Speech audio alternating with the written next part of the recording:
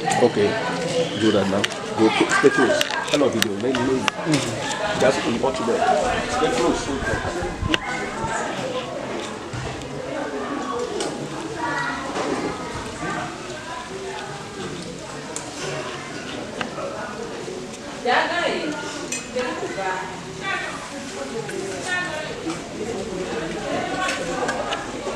Hallelujah. Amen.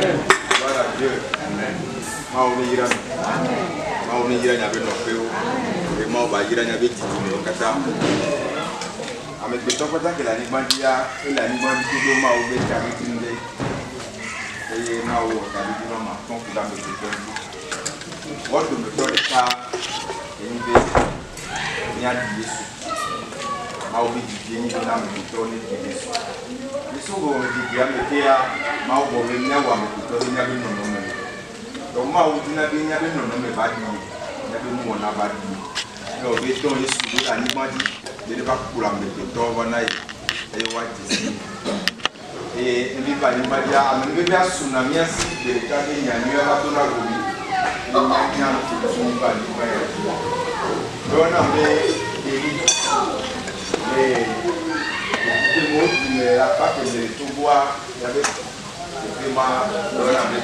battery.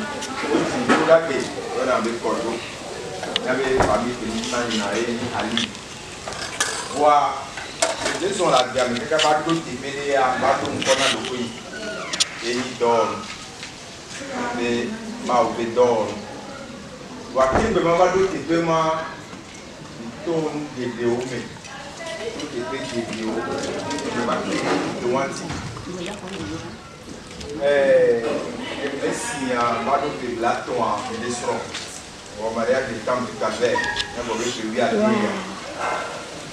O aqui em eleição, que amado Pilato meu homem, a rádio vai de Janira dia. A missa me entrou de bloqueio o doa, o lavado o cartão do chute. A missa me dá o cartão do chute. Koni mudada wanya bio senyebe oleja jamilo aloja kiuba yeke mun pokwa bane munle ngure do mo ti wola jani il la bovena que celui qui croit être debout prenne garde de tomber. Ce qui veut dire que dans mieux quand on se croit être debout, personne n'est debout. Les wantia awenya le yomi na mia komori. Quelqu'un a jamais apôtre le Paul n'y avait déjà de la niveau de voir que le va revenir désormais la couronne de lui-même liberté. J'ai combattu le bon combat. Voilà les gens sont là mais qui a les publics de service. Il y a qui sont tombés de lui quand on a émis que Milan nous a pris dans Maoudo. Que Milan dit Maoudo. Et à Diabé nous a il y a qui n'y avait au Lanti. D'assez dit que les gens m'ont pas voulu me déjeuner à il y a me ouvert d'assez dit. Voyez, il y a un temps sur nous qui nous tôt. Il y a un boubé m'a passé nos volets dans ma voix. Quand on a dit non, la main me tombe ma pompe. Je vais regarder même ça de quoi ils sortent d'enlever. Et nous qui donc pour l'enlever, nous la durée le maintenant ma pompe est pour ma pompe. Il est pour une mise à l'eau d'adéquat. Et Garcia Gamé qui a c'est le dos qu'on y avait nous a déjà tous les bonnets. Nous sommes en nous pour la tête bois mais de toi, toi tu n'as pas de wate mawo dodo kuda bagbe ntia agbagba didi won fi am deneje kaka be be a de va le mi atome et le pompo et di pota le bom e gbe am le ko se to domi nya ko ba bo zela bi be le groupe de me on avait jeb e bi de na ke kwa ma o be nya na di plo ni na le kopio me ni lo 20 ans le PM wate ni va do 2012 mais la personne de mes le nom de débat sur mon âme le mois dit non nous qui est là romain le bac de à mettre les gars qui sont soit il y a des ici et il va couper pour des nians non parce que des nians non pour les faire mais où mais pour dominer et nous quand on est gênant ma oublie pour l'or à une noix mais non nous gagnons et gagnons odo dada eno me ton e gete na misa me tele o ma o gbedo depuis que ça dans la covena au blé quoi la leo et ne leo a me dit que tu droya la so ko me mais la so di kokole to kongo Mais là, à me pour le pour le site on a bassi mais à Bachani naï. Il a été péto. Il va doper à me où il y a le son de demain. Les filles ont les quand des dimanches quoi des tuiles les gens va tout ça. Et qu'on a vu là si. Et que mes filles ont un noir d'eau mais pour quoi que les gars va tomber pour vous venir dire ma pop. Ma coloniale non quoi et bébé pour me venir en a. Et que ben nous appeler pour me donner que nous sous des dos pour n'y mais l'eau. Dès que à me battre dans mes troncs là, mais tu dois nous souhaiter bébé au bagman et les 11 zinam tiens. Am so de ko indibe ma pédinti les bédos là mais les pédinti les bédos là mais ne izan de ne ba ko na be lui avec gbajore yi. Bra aw bédos là il est qui ore. Ya te beto te vale gogo de tibia et dia non nous pouvons nous souder cadeau va gérer les papiers d'eau. Et je ne sais pas si on les a comme quoi, donc que la robe n'a pas été tout le coup maintenant de cas. Et les dix mais battre le son, il y a quelqu'un qui met des sons, les mauvais pour comme le top pour m'avoir dit mais depuis que avait une note. Les marques pour la mémoire de bon. Les népotes nous ne bao tchan ne bateau. Bah et vous n'avez des blés boé venyaï. Les balles doivent finir bonne événement tout à quoi on y a ma jojo. Mais y a à moi tchan pas de la hame. Blé d'arrêt mon romané. Les n'y a pas de notre jupa pour et béquin quoi et ton va y n'a donc on a levé et des vérités illuminées. Et des mondes beaucoup soucis et que plus on va fier mais la convenablement ou et n'y veillera avec ça mais le togo.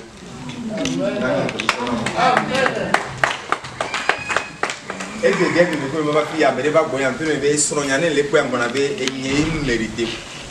Pour d'assi pour que les sia. Les n'y vous mérité. Vraiment aussi pour ça. Et blonné n'est à oh. C'était la fille de Nelo. Et avait des nous pour nous les sommes et on quoi. Je voulais aurait quoi que gamme sur cognant de la route. Et je n'ai pas non plus que moi qu'on nous est au voir mais qui a un des bons. Nous venons bon nous voulons le Yano, Yato, et prenons nous à toi. Bon nous sous bord. Et ma belle fille a peut-être un labdocha. Pour nous beaucoup de voilà. Kassia gamete union nous via on a tchatcha bena ya tous les bonia on a venu la joie de on les gars qui kotonama we be wa kinya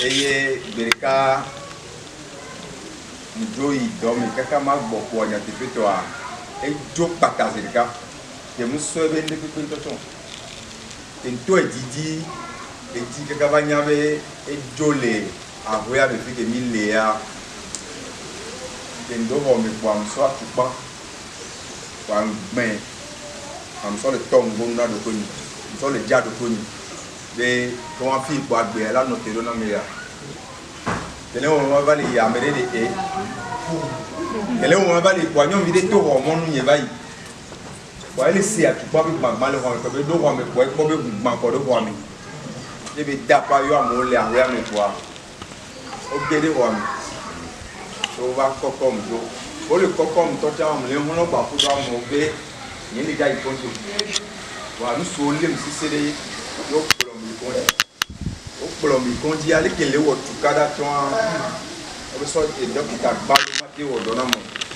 so ja dokita yo ba be o le ma pa se se bo ke ton ka ba do ya lo et je le fais ma comme dans un péché de carmena vide que m'a dit le condia et nous tout bateau que nous a connu dans notre plomb de non bon et puis belé avec de la avec pour pas ça on va pour le point de vambe on va te plomb ya on me pédé on va plomb noir il y avait pour chez un mauvais ah malgré de lui je vois il va plus de place dans les il a baillé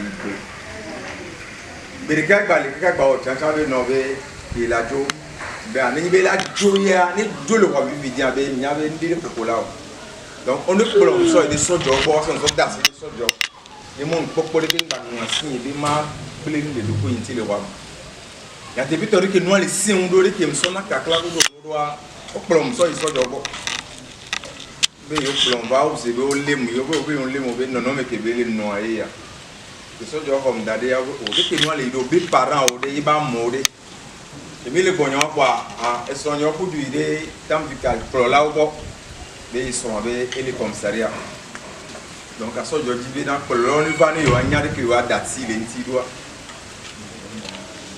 et à part so mi tre don me do da be no so hun yi no ave koko e ba o va na te biso jo no o so so na o komi ya paso no church wa meto o be deni o pro ni jan no no jan e so ni jan dada en jan ka mi ba yi tampu be ho me wa e be paso wa meto wa o nani o be o be deni ni kele jo e nyonu ya du so we o ame ya e o bla o kube be reni nyonu ya be yi wa do bra ku no wa parce que même pour me de ben bon avait pas question le matin vers le mardi on y a que parce que le gars que le gouvernement il crée va c'était pas bon niveau on y avait président de pompo na wa bon et puis va donc malgré que bon y a encore bien ni ngate ni pedi parce que dia baba kaka enya ko dia ko ngula ke bana vi ya so ba do donc kuna te beti kono va avec quelle femme. Nous comme il va, on va pas encore y aller vers nous. Ben digne kudo non tout aller en route mes milliards. Nous va dire qu'on a des dans la tête noire. Il y a qui y aller. Quoi? On est pour le bagui wa. Ma ou le diable papa tout le monde qui peut dire il y a trop combat quoi. Gado me wa no jole ma fait confronter avec diable ça fait confronter il y a me no dina. Et regardez pour blanc les coups de à Dominique blanc d'arrêt ma abandonné que ben non né qui